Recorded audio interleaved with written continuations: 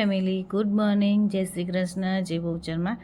તો જો આપણે સવારે નહીં ધોઈને તૈયાર થઈ ગયા હતા, ચા દૂધે બનાવી દીધા હતા અને પછી આપણે સેવા કરવા માટે બેસી ગયા હતા. તો અંદર આપણે સેવા પૂજા થઈ ગઈ હતી અને બહાર આપણે જે ઉમરાનું પૂજન કરવાનું હોય ને એ કરવા માટે હું આવી ગઈ હતી. તો આપણે ઉમરાનું પૂજન કરી લઈએ અને પછી સીધો અમે બપોરે જ વિડીયો બનાવ્યો હતો.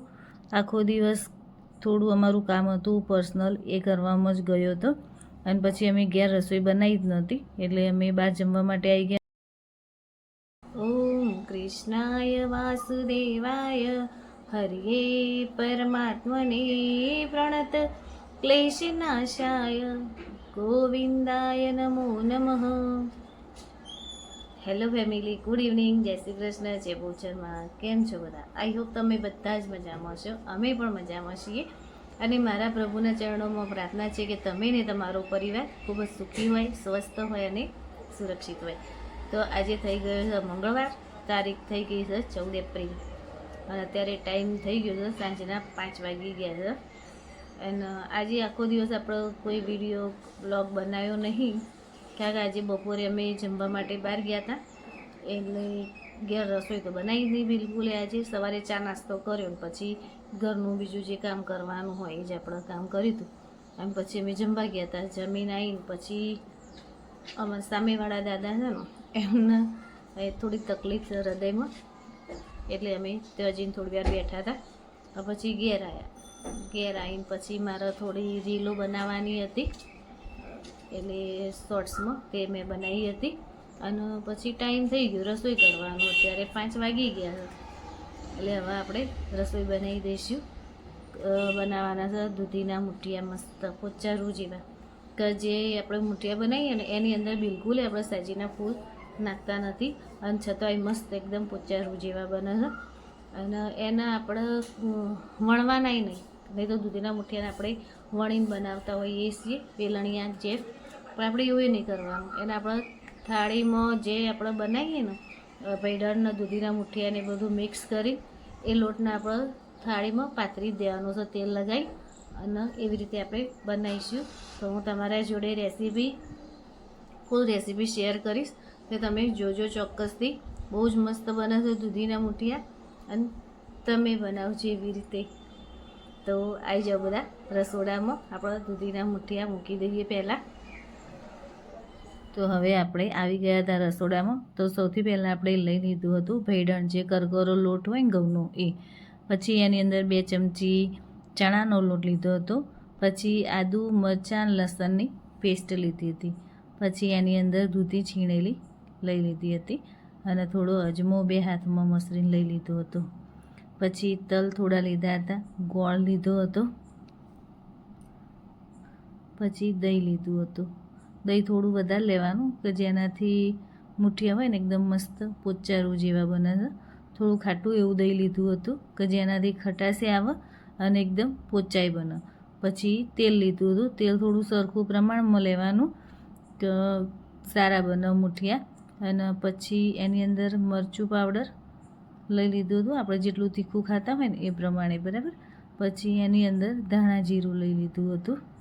પછી એમાં થોડી હળદર લઈ લીધી હતી અને થોડી હિંગ અંદર લઈ લીધી હતી અને છેલ્લે મીઠું સ્વાદ અનુસાર. હવે આપણે બધું એને મિક્સ કરી દઈશું સરસ. અને દૂધીની અંદર જો ગોળ ને મીઠું ને બધું આવે ને એટલે એનું પાણી છોડ જ, એટલે સરસ એકદમ ઢીલો લોટ બાંધી દેવાનો. અને પછી એને થાળી અંદર એમાં કોથમીર નાખવાની રહી ગઈ હતી તો પાછળથી કોથમીર એડ કરી દીધી હતી અને તમને દેખાતું જ હશે કે કેટલો ઢીલો લોટ બાંધ્યો છે. પછી આવી રીતે થાળીમાં તેલ લગાવીને થાળી ગ્રીસ કરી દેવાની. પછી જે આપણે લોટ તૈયાર કર્યો હતો ને મુઠિયા માટેનો એ અંદર આવી રીતે થેપી દેવાનો. તો બધો લોટ આપણે જે બાંધેલો છે ને એ થાળીની અંદર લઈ લઈશું અને સરસ હાથેથી પછી થેપી દઈશું. તો જો તમને દેખાતું જ હશે કે લોટ ખાસો એવો ઢીલો જ છે અને જેટલો ઢીલો રહેશે ને એટલો તમારા મુઠિયા મસ્ત એકદમ પોચા રૂ જેવા બનશે.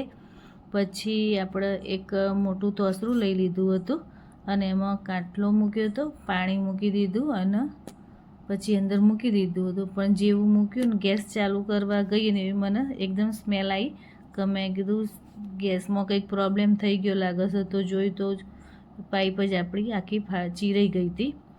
એટલે પછી મેં નેસુમ પપ્પાને ઘેર બોલાવ્યા કે તમે આવીને પાઇપ બદલી જો તો પછી આપણે આગળ રસોઈ થાય. તો પછી આવી ગયા હતા અને પાઇપે આપણી બદલી દીધી હતી.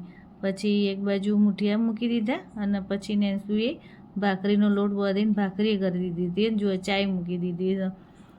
જે દિવસે અમારા ઘરમાં મૂઠિયા બને ને એ દિવસે અમને ઉતાવળ જ હોય તો ક્યારે વઘારીને અમે ખાઈ લઈએ.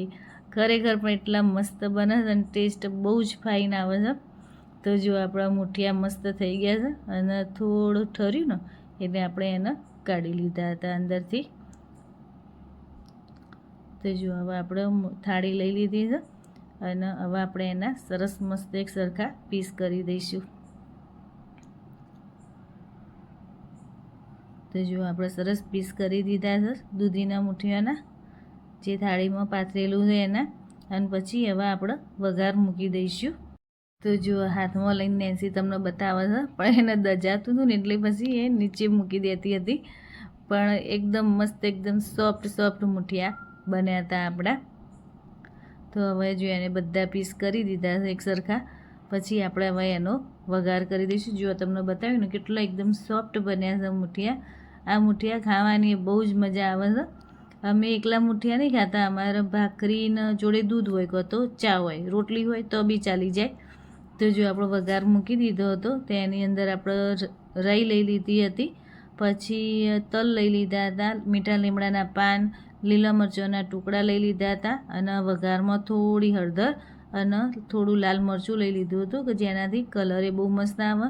અને જે વઘારમાં તમે મરચું નાખો ને એનાથી ટેસ્ટે થોડો બદલાઈ જ જાય છે. તો એ ટેસ્ટ બહુ જ મસ્ત આવે છે. પછી છેલ્લે મૂઠિયા પર આપણે સરસ ખાસી બધી કોથમીર આપણે ઉમેરી દીધી હતી. અને જુઓ આપણે મસ્ત મૂઠિયા બની ગયા છે અને જોઈને જ ખાવાનું મન થઈ જાય. તો મૂઠિયા બનાવ્યા હતા, ભાખરી અને ચા. અને સાંજે જો શાકભાજી બધું આવી ગયું હતું. તો શાકભાજીમાં બટાકા, ડુંગળી, મસ્ત ડુંગળી હતી કે જે પેલી ભૂંગરાવાળી આવે છે ને ડુંગળી એવી નથી, બહુ જ મસ્ત ડુંગળી હતી. પછી ગુંદા લાયા છે એકદમ મસ્ત નાના કે જેનું આપણે અથાણું કરીશું ગુંદા કેરીનું. અને ગવાર એકદમ મસ્ત લીલોછમનો મસ્ત એકદમ કૂણો હતો. તો શાકભાજી તો આવી જ ગયું હતું આપણું. તો આ સાથે હું મારો વિડીયો અહીંયા જ પૂરો કરું છું. જો તમને મારો વિડીયો ગમ્યો હોય તો મારા વિડીયોને લાઇક કરજો, શેર કરજો અને સબસ્ક્રાઈબ કરજો. તો મળીએ કોઈ નવા વિડીયોમાં. ત્યાં સુધી જય શ્રી કૃષ્ણ, જય બહુચરમાં.